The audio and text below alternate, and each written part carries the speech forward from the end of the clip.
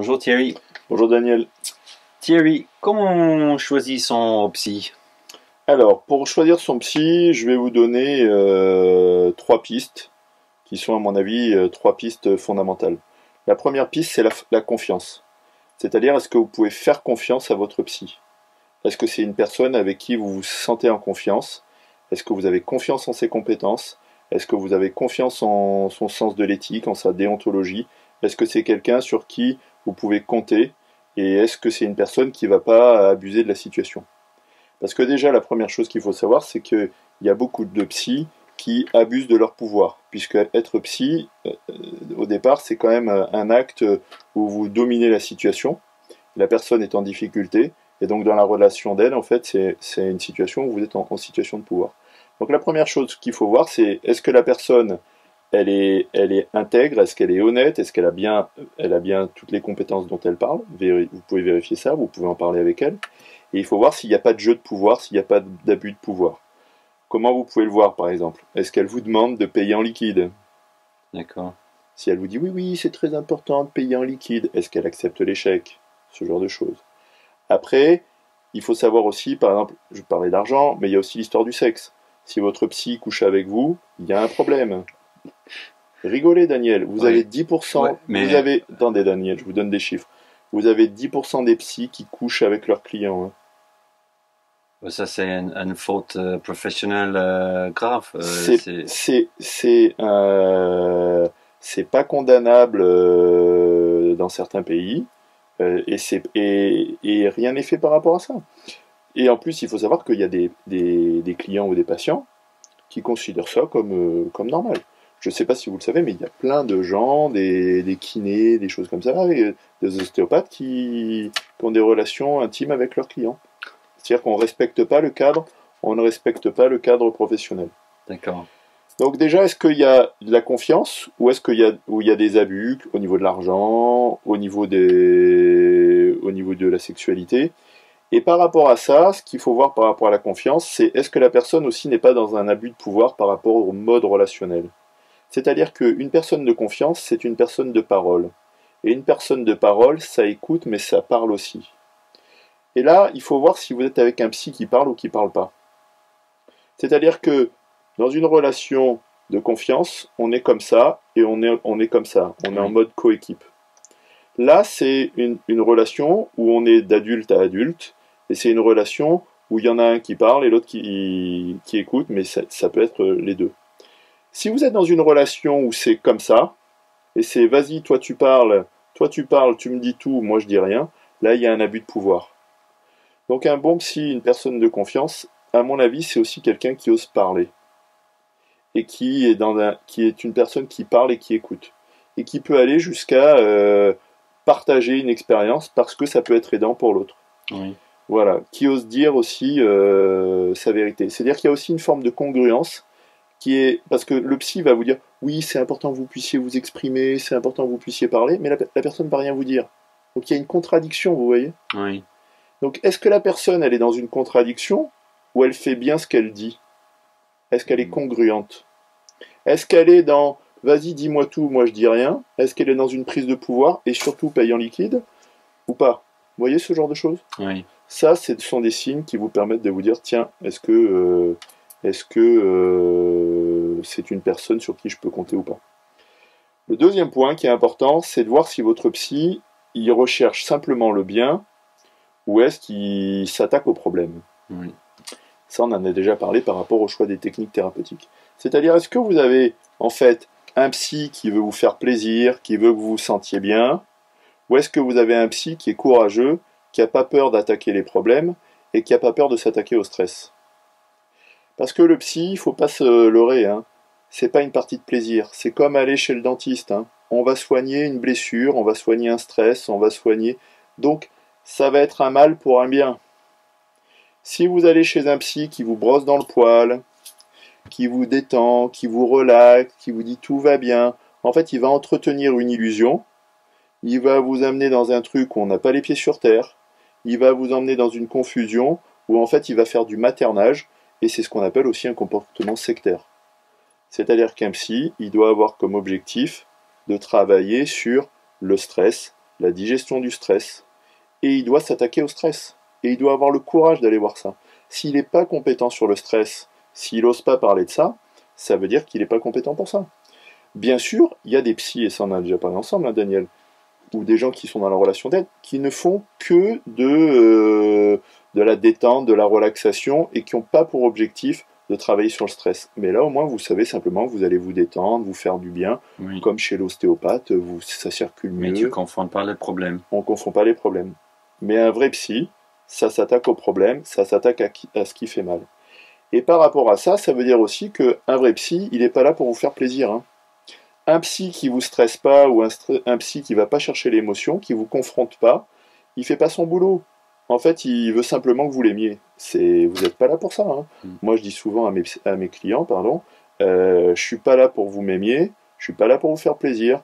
Et quand ça fait mal, vous avez le droit de me dire voilà. Après, c'est important qu'il n'y ait rien de personnel par rapport à ce qui se passe, puisqu'on travaille sur le stress. C'est le seul problème. Hein. Oui. Et le dernier point par rapport à ça, Daniel, il faut voir où en est il faut voir où en est son psy par rapport à lui-même et par rapport à son stress et par rapport à son travail sur lui-même. C'est-à-dire qu'en fait, il faut savoir que chez les psys, si on devient psy, c'est pas par hasard. Un psy, en fait, la définition d'un psy, c'est que c'est un fou qui est guéri. Ça veut dire que c'est quelqu'un qui a été face à l'incompréhensible. C'est quelqu'un qui a été en contact avec l'horreur et qui a été en contact avec l'incompréhensible. Et normalement, il a géré ça. Et normalement, ils ont traversé l'autre côté. Ouais, et surtout, il a travaillé, il sait ce qu'il y a derrière, quoi. Oui. Et là, malheureusement, il faut savoir, Daniel, que chez les psys, il y a un problème qui n'est toujours pas réglé. Et pour que vous compreniez le problème, je vais vous parler des 3 psys les plus connus dans le monde qui n'ont pas encore réglé leurs problèmes. D'accord. Et qui sont des petits, je vous avais dit que j'avais une surprise pour vous aujourd'hui, Daniel, qui sont des problèmes qui sont toujours pas, j'allais dire, bien connus du grand public. Alors, quel est le psy que vous connaissez le plus, Daniel ? Tu as parlé de Sigmund Freud tout à l'heure. Alors, Sigmund Freud, donc. Sigmund Freud, là, vous avez un livre qui est paru seulement en 2006 en France. D'accord. Ce livre était interdit en France jusqu'en 2006. C'est la première édition, aux éditions Presse Universitaire de France. Et ce livre, avant, il était introuvable en France. Il date de 2006, donc, alors que Freud est né en 1856. Hein. Donc ce courrier-là, qui est là, c'est le courrier intime de Freud. Et dedans, vous avez des lettres qui ont été écrites par Freud lui-même. Et là, je vais vous expliquer en fait ce qui s'est passé. Vous connaissez un peu la pensée freudienne ou pas ? Vaguement, mais... Alors, en fait, il faut savoir que chez Freud, il y a l'Oedipe. C'est-à-dire qu'en fait, l'enfant a un désir par rapport à son parent. Eh bien, j'ai une mauvaise nouvelle pour vous. Vous allez voir le sens du désir chez la famille Sigmund. Dans ce charmant livre, page 294, dans une lettre du 8 février 1897, vous avez Sigmund Freud qui écrit à son meilleur ami William Flies.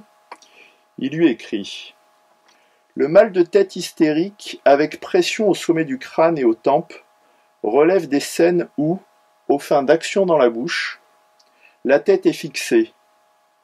Plus tard, attitude récalcitrante chez le photographe qui coince la tête.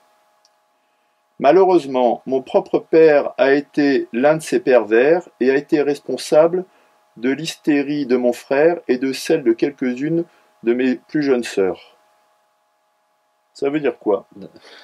Ça veut dire qu'il décrit a blowjob, comme vous dites en anglais. Oui. Une fellation, et qui vous annonce en fait que son père était pervers et qui pratiquait donc avec ses enfants des fellations. Ça veut dire qu'en fait, Freud avait un père qui avait des pulsions et du désir pour des enfants. Ça, il nous l'a jamais dit. Par contre, il a développé une théorie où c'est le monde à l'envers, c'est l'enfant qui a des pulsions et du désir pour ses parents. Hein. Ça veut dire que là, vous avez une inversion tout à fait du désir et de la pulsion, et que vous avez un truc classique dont je vous ai parlé par rapport à la perversion, c'est qu'on a l'inversion, le retournement de situation. Ça, c'est pour Sigmund Freud.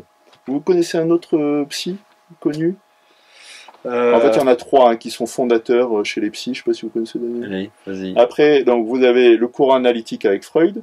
Vous avez le courant qui est spirituel ou qui est plutôt au niveau de l'inconscience collectif, qui est avec Jung. Je ne sais pas si vous connaissez. Ah oui. Carl Gustav Jung. Oui.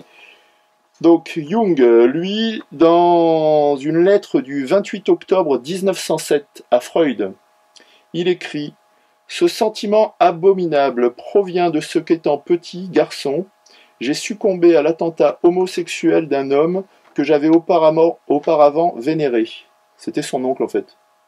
Il avait été abusé sexuellement par son oncle. D'accord. Ensuite, il y en a un troisième, c'est Reich. Je ne sais pas si vous connaissez Reich. Non. En fait, lui, il est plutôt orienté sur la branche psycho-corporelle. C'est tout ce qui est l'ON, bioénergie. Donc Reich, c'est cette personne. Et dans ce livre, qui a été écrit par le docteur Gérard Gouache, qui connaissait bien la famille Reich, parce qu'en fait, il a travaillé avec la fille de Reich, vous avez page 26 et page 28 les éléments suivants. Reich traînait dans les jupes des jeunes bonnes, dans leur lit parfois aussi. Il assiste à leurs ébats, à leur intimité. Très tôt, il sera ainsi au fait des mystères de la vie et verra sa sexualité précocement s'éveiller. Page 28. Les fonctions vitales naturelles, y compris la fonction sexuelle, lui furent familières, donc à Reich, aussi loin qu'il se rappelle. Alors, quand vous lisez les pages 26 et 28, d'après ce qu'on voit, c'est avant 5 ans qu'il a été éveillé précocement à la sexualité, par des bonnes. Ça veut dire quoi? Ça veut dire que là, vous avez 3 psys qui ont un problème Profondément touché, oui. Oui, et je ne sais pas si vous étiez au courant, mais ils n'en ont jamais parlé trop de ces choses-là. D'accord. Par contre, ils ont développé des théories où c'était l'enfant qui avait du désir pour ses parents.